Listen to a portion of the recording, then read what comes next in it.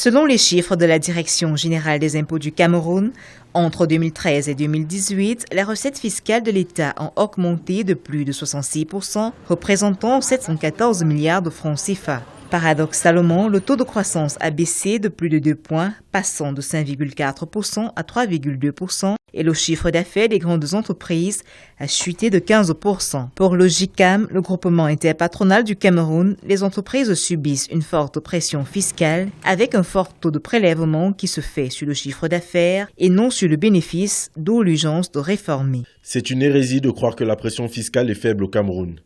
Il y a des entreprises qui font des chiffres d'affaires en milliards, mais dont les marges sont très faibles. Quand vous rapportez aux marges le taux de taxation de 2,2% assis sur le chiffre d'affaires, vous obtenez des taux de pression fiscale de 35% qui peuvent même atteindre 80% dans certains secteurs d'activité.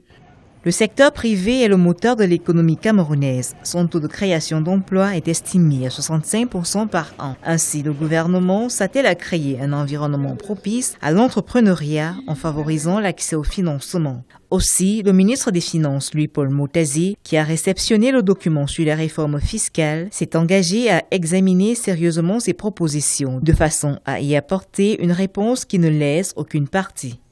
Il y a un équilibre qu'il faut trouver entre cette préoccupation légitime du secteur privé et qu'épouse parfaitement le ministre des Finances qui est soucieux d'aménager aux entreprises une fiscalité qui leur soit adaptée, qui leur permette de se développer. Donc il faut trouver un équilibre entre ces attentes légitimes-là et un ensemble d'enjeux et de contraintes qui pèsent sur l'État en matière de soutien de sa politique de développement, en matière de financement de projets d'infrastructure.